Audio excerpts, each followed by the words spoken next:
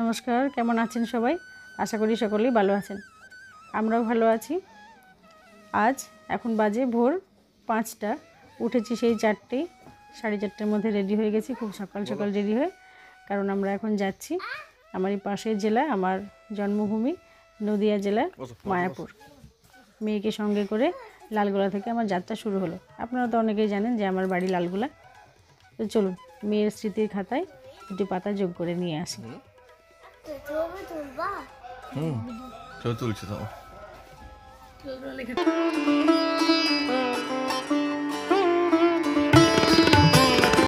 এতক্ষণ চারিদিকটা ঘুটঘুটে অন্ধকার ছিল। অন্যদিন 5টায় আলো ফুটে যায়, কিন্তু মেঘলা আকাশ ছিল বলেই তখন অন্ধকার। এখন আলো ফুটেছে, হালকা রোদের দেখাও মিলছে এবং শুরু হয়েছে যাত্রা। এর মাঝেই মাকে ফোন করে জানিয়ে দিচ্ছিলাম যে আমরা কত দূর এলাম, আর আমার মেয়ে বেশ ঘুমে আচ্ছন্ন হয়েছে। আমরা লালগোলা থেকে নেমে গেছি ধুবুলিয়া স্টেশন। এই রুটে যাওয়াটা বেশ সুবিধাজনক। ওখান থেকে আমাদের সফর হচ্ছে টুকটুক সফর। এই টুকটুক করে একদম পৌঁছে যাব পুরোপুরি একদম ইস্কন মন্দিরের সামনে। আরও একটা রুট আছে, এখান থেকে কিছুটা গিয়ে বাস স্ট্যান্ড, সেখান থেকে বাসে করেও আপনারা চলে যেতে পারেন মায়াপুর একদম মন্দিরের সামনে। তো যেহেতু টোটো পেয়ে গেছিলাম ওখানে নেমেই, তাই আমরা সরাসরি টোটোই করে নিয়েছি, একদম টোটোতেই চলে যাব মন্দিরের সামনে। তো চলুন আপনাদেরকেও সঙ্গে নিয়ে যাই। রাস্তায় আস্তে আস্তেই সুন্দর এক দৃশ্য, গজরাজের দেখা মিলে গেছে, দুটো হাতি।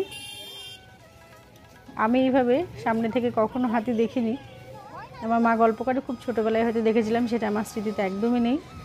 তাই আমিও বেশ উল্লসিত, আর আমার মেয়ে তো খুবই খুশি।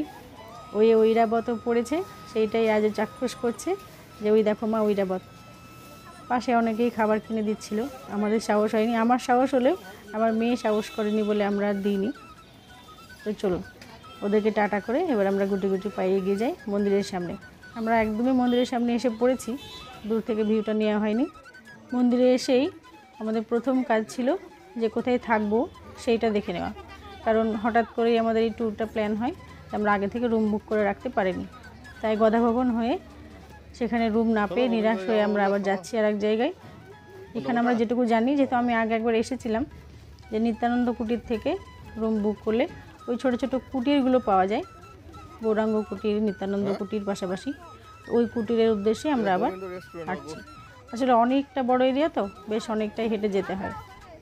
এখন যেটা দেখলেন বাদিকে চলে গেল, সেটা হচ্ছে নতুন যে মন্দিরটা হচ্ছে, অনেক দিন আগে থেকে হচ্ছে। আমি প্রায় 8 বছর আগে গেছিলাম, তখনও চলছিল আন্ডার কনস্ট্রাকশন, এখনও তাই। তো মেয়ের শীত ফুরিয়ে বেশ গরম লাগছে, তখন রোদও উঠে গেছে, তাই ওর পোশাকও পরিবর্তন। তো এবার আমরা হেঁটে আর দিশা করতে না পেরে টুকটুক করে আমরা চলে যাচ্ছি নিত্যানন্দ কুটিরের দিকে, যেখানে আমরা কি করব, ওই থাকার জন্য রুমটা বুক করব। দেখি ওখানে গিয়ে কি বলে। এখান থেকে তো ঘুরে এলাম। যে পাশে দেখতে পাচ্ছেন চাটাইয়ের ঘর, এগুলো হচ্ছে ছোটো ছোটো এক একটা কুটির। তো আমরা এই চাটাইয়ের কুটিরগুলোতে থাকবো না, আমরা থাকবো পাশে কংক্রিটের যে কুটিরগুলো রয়েছে সেইখানে। তো দেখি এখানে পাওয়া যায় কিনা। আমরা যখন যাই তখনই সামনে একজনের, এক প্রভুপাদের জন্ম শতবার্ষিকী উদযাপনের কথা ছিল। সেই উদ্দেশ্যে অনেক ভক্তযাত্রীদের আগমন ঘটবে, সেই জন্য নতুন একটা রন্ধনশালা হচ্ছে ডান দিকে টিন দিয়ে, যেটা দেখলেন ওটা। তো আমরা ওখানে রুম পেয়ে গেছি, সেইটা আর পারিনি, ক্লান্ত হয়ে গেছিলাম অনেকটা হাঁটার পর। তো রুম পেয়ে আমরা গৌরাঙ্গ কুটিরে আমাদের ব্যাগপত্র কিছুটা রেখে একটু ফ্রেশ হয়ে ড্রেসও চেঞ্জ করে নিয়েছি। চেঞ্জ করে আমরা বেরিয়ে এসেছি মায়াপুরের সেই বিখ্যাত গোশালা, যেখানে আমরা গোমাতাদের দর্শনে যাচ্ছি।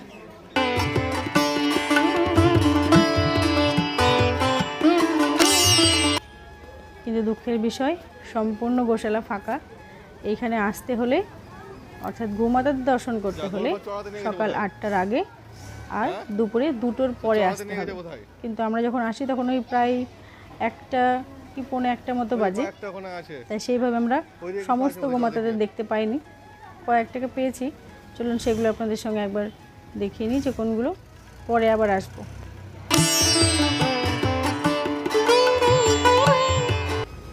এইখানে একটি আছে, বেশ বাঁকালো শিং, দেখতে ভয়ানক হলেও গরুগুলো কিন্তু শান্ত। চলুন এদিকটা পার করে আর একটু গুটি গুটি পায়ে এগিয়ে যাই। ওই সামনের দিকেও বেশ অনেকগুলো কিন্তু গরু রয়েছে। এটা মনে হয় নতুন করা হয়েছে, আমি আগে এসে দেখেছি বলে আমার মনে পড়ছে না। আপনারা কেউ দেখে থাকলে আমাকে জানাবেন। পাশে এইখানটায় গোমাতাদের জন্য খাবার বিক্রি হচ্ছে, কিছু ভুসি টুসি দিয়ে কিছু দিয়ে ছোটো ছোটো লাড্ডু মতো করা আছে, 100 টাকায় বেশ অনেকগুলো দিচ্ছে, সেগুলো নিয়ে আপনারা গোমাতাদের খাওয়াতে পারেন। চলো এখানে আর বেশি সময় না কাটিয়ে চটপট আমরা একটু রুমে যাব, সেখান থেকে খাওয়া দাওয়া করে অর্থাৎ প্রসাদ নিয়ে তারপর আবার অন্য কোথাও যাব, আপনাদেরকে সঙ্গে নিয়ে যাব।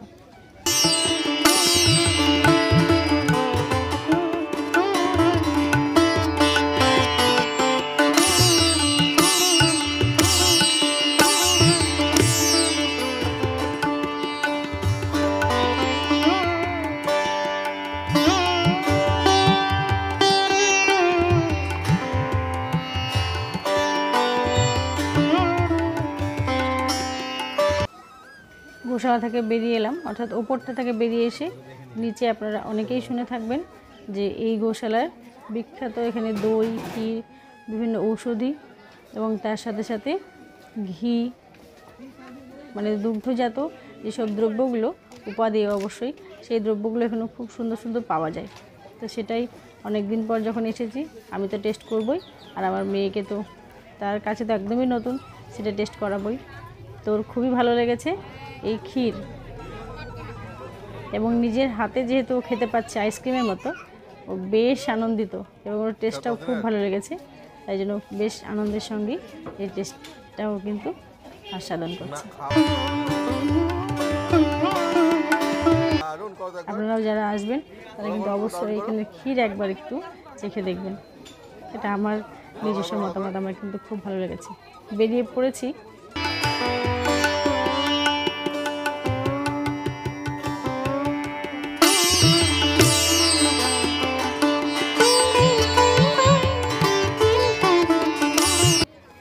মায়াপুরের এই মন্দিরের আনাচে কানাচে ছড়িয়ে রয়েছে বিভিন্ন ঐতিহাসিক ঘটনা, পুণ্যস্থান।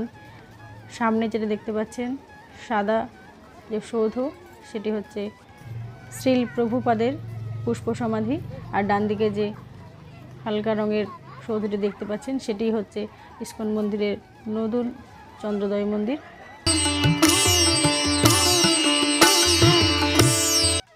এবার আমরা চলে এলাম ভোগ নেওয়ার জন্য, অর্থাৎ প্রসাদের জন্য।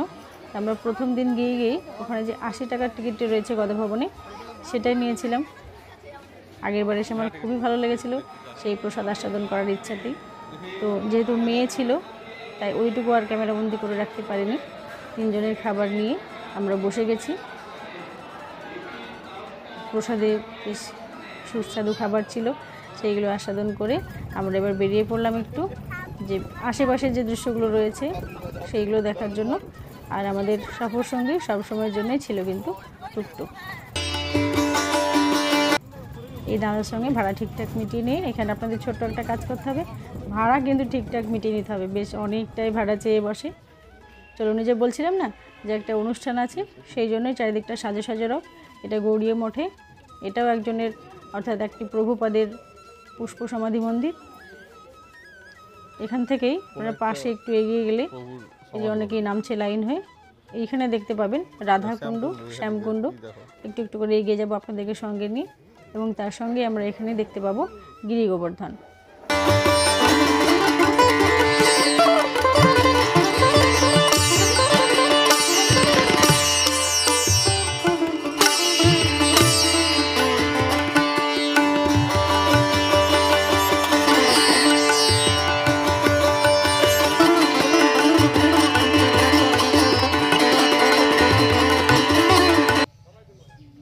আমরা দেখে এলাম শ্যামকুণ্ড, শ্রী শ্যামকুণ্ড থেকেই উঠছি, তার সামান্য জল মাথায় নিয়ে আবার আমরা মন্দিরের ভেতর দিয়ে এগিয়ে যাবো একটু সামনে।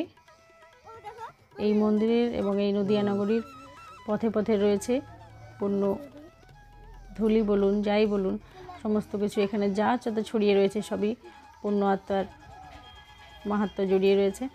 তাই প্রত্যেকটি ক্ষণ, প্রত্যেকটি মুহূর্তই আমরা চাইছি একটু একটু করে উপভোগ করতে। আর তার সঙ্গে আমার এই লক্ষ্মী বুড়িটির কাজ দেখুন, সোজা পথে সবাই হাঁটে, বাঁকা পথে কে হাঁটে বলুন? এই ছোট ছোট বাচ্চারাই। এত হেঁটেও ক্লান্ত হয় না, ওনাকে ওটা দিয়ে উঠে খুব মজা নেবে। এইভাবেই সামনের দিকে এবার আমরা এগিয়ে যাচ্ছি। তবে একটি কথা আপনাদের সঙ্গে না শেয়ার করে পারছি না যে আমার মেয়ে কিন্তু প্রচুর সঙ্গ দিয়েছে, অর্থাৎ অনেকটা হেঁটেছে, অনেকটা। আমরা দুজনে, আমি এবং ওর বাবা, ভাবতেই পারিনি যে ও অতটা হাঁটবে। বেশ উৎসাহের সঙ্গে। কোথাও ঘুরতে গেলে একটু আনন্দই থাকে আলাদা, বলুন, সে ছোট বা বড়, সকলেই চাই সমস্তটা দিয়ে সেটাকে উপভোগ করতে। আমার মেয়েও হয়তো তাই চাইছিল, তাই সে কিন্তু সুন্দরভাবে হাঁটছিল। এটা সারস্বত নাট্য মন্দির। এখানে নিতাইয়ের সমস্ত বাল্যকাল থেকে সন্ন্যাস গ্রহণ, সকলকে মন্ত্র প্রদান, সকলের সাথে জাতি ধর্ম বর্ণ নির্বিশেষে সকলের সঙ্গে ভোগ প্রসাদ আস্বাদন, এবং নদিয়া নগরীর পথে পথে নাম বিলিয়ে বেড়ানোর যে দৃশ্য, সেগুলোই ছোট ছোট করে সুন্দর করে আঁকা রয়েছে। এই যে পুরীর জগন্নাথ মন্দিরে তিনি জেগেছিলেন, তার মূর্তি, সমস্তগুলো দেখার মতো জিনিস। আমার তো খুবই ভালো লেগেছে প্রত্যেকটি জিনিস। আপনারাও গেলে বেশ অনেকটা সময় দিয়ে এগুলো দেখবেন, এবং নিচে নিচে লেখা রয়েছে, কাজে বুঝতেও অসুবিধা হবে না, খুবই ভালো লাগবে।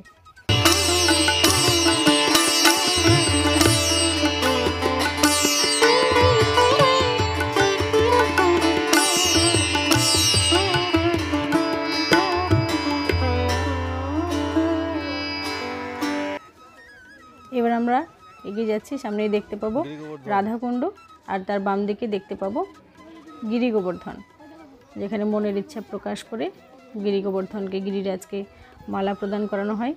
কিন্তু একটু দুঃখের বিষয় যে আমাদের কুল অসুস্থ চলছে, তাই আমরা এখানে মালা প্রদান করতে পারিনি। তবে এরপরে আমি অবশ্যই যাব এবং আপনাদেরকেও তখন সঙ্গে নিয়ে যাব। এই যে ইনি মালা বিক্রি করছেন এবং এই ভেতরে সকলে গিয়ে পরিক্রমা করছে গোবর্ধনকে, তার সঙ্গে সঙ্গে তার মনের বাসনা, ইচ্ছা, আকাঙ্ক্ষা এগুলো জানিয়ে আসছে। আমাদের হিন্দু ধর্মের এটাই তো প্রচলন, বলুন, যেখানে যেখানে আমরা দেবতা আছে বিশ্বাস করি, সেখানে গিয়ে মনের ইচ্ছা প্রকাশ করি। সকলেই চাইছে এই মুহূর্তগুলোকে একটু একটু করে ক্যামেরাবন্দি করে রাখতে, যারা আসতে পারবে না তাদের সঙ্গে এগুলো ভাগাভাগি করুন। আর আমি চাইছি আপনাদের সঙ্গেও সঙ্গে সঙ্গে ভাগাভাগি করব, এবং আমার বাড়িতেও যে বৃদ্ধ, আমার মা বাবারও বেশ বয়স হয়েছে, আরও যারা আছেন তাদেরকেও দর্শন করাবো। চলুন আমার সঙ্গে একটু করে প্রদক্ষিণ করি সবাই একসঙ্গে। প্রত্যেকেই প্রতিদিন আসে, আর কত ভক্ত দেখুন একটু একটু করে মালা নিয়ে নিয়ে তাদের ইচ্ছেটুকু প্রকাশ করে গিরি গোবর্ধনকে, গিরিরাজকে পরিয়ে দিয়ে যায়। এগুলো মনে হয় প্রতিদিন পরিবর্তন করে করে আবার করা হয়, নাহলে এত ভক্ত আসে।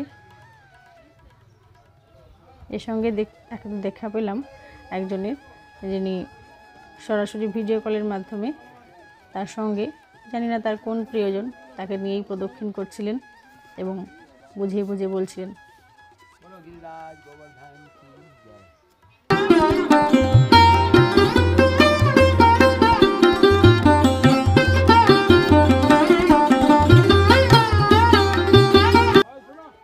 এবার একই রকমভাবে শ্যামকুণ্ডের জল স্পর্শ করেছি, তাই রাধাকুণ্ডের জল স্পর্শ করে আমরা এখান থেকে বেরিয়ে আবার অন্য কোনো জায়গায় দর্শন করার জন্য যাব।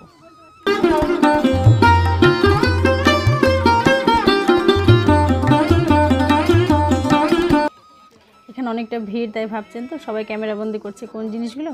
ক্যামেরাবন্দি করছে এখানে অনেক মাছ ছিল, যেগুলো বেশ দর্শনীয় এবং বেশ বড় বড়।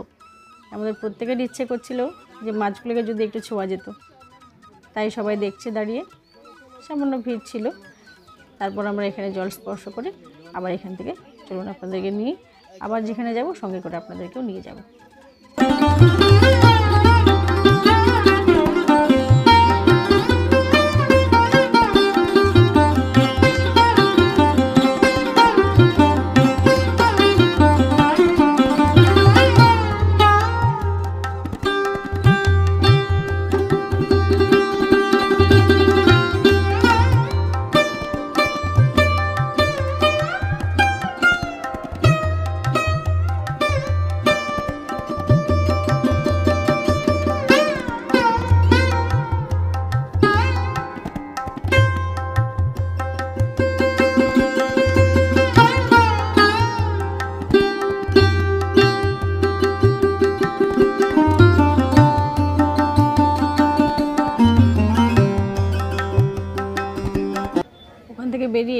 এসেছি অদ্বৈত প্রভুর সমাধি এবং ভিটা যেটা ভবন সেটা দর্শন করার জন্য।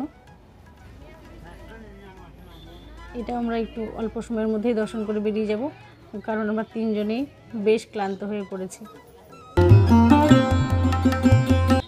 এর পাশেই অদ্বৈত প্রভুর পাশেই শ্রীবাস অঙ্গন। আপনারা অনেকেই জানেন যে শ্রীবাস অঙ্গনেই শ্রী চৈতন্য অর্থাৎ মহাপ্রভু লীলা করতেন, কীর্তন করতেন। সেই পুণ্যভূমি শ্রীবাস অঙ্গনেই আমরা হাঁটছি, মা ও মেয়ে। আর ক্যামেরায় রয়েছেন আমার সঙ্গে আমার মেয়ের পিতা। পাশেই ছিল অনেকের পুষ্প সমাধি মন্দির এবং হয়তো দৈহিক সমাধিও রয়েছে এখানে। তো সেই সমাধি মন্দিরগুলো একটু দর্শন করে নিয়ে আমরা এখানেই প্রণাম করে আবার আমরা বেরিয়ে যাব পাশে আরেকটি মন্দির দেখতে।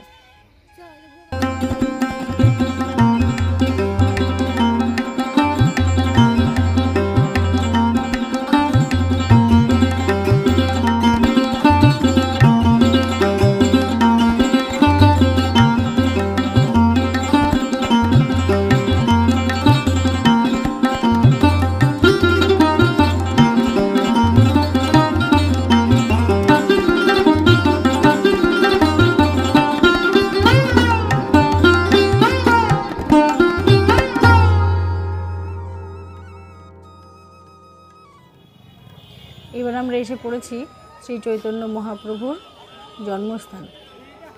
তবে এখানে কিছু মতভেদ, মত পার্থক্য রয়েছে, সেটা পরের ভিডিও আপনাদের সঙ্গে আলোচনা করব। পাশে থাকবেন। আমি আজকে এখান থেকে মায়াপুর ফিরে যাব, মানে মায়াপুরেই আছি, এবার ইস্কন মন্দিরে যাব। সেখানে কুটিরে আজকে সময়টুকু কাটানোর পর আগামীকালকে আবার যাব আরও একটি পুণ্যভূমি মায়াপুরের পর, যেটা দর্শন না করলে এ দর্শন হয়তো অধরাই থেকে যাবে। সেটি হলো নবদ্বীপ। নবদ্বীপে যাব, তার আগেও মায়াপুরে আরও কিছু দর্শনীয় স্থান আপনাদের সঙ্গে ভাগাভাগি করে নেব। অবশ্যই পাশে থাকবেন, ভালো থাকবেন। আর যারা আশেপাশে রয়েছেন, কে কোথা থেকে দেখছেন, মায়াপুর সম্পর্কে কে আরও অনেক তথ্য জানেন, সকলেই আমি জানি, আমার সঙ্গে একটু একটু ভাগ করে নেবেন। এর সঙ্গেই কথার মাঝে মাঝেই এসে পৌঁছেছি একদম গৌড়ীয় মঠে।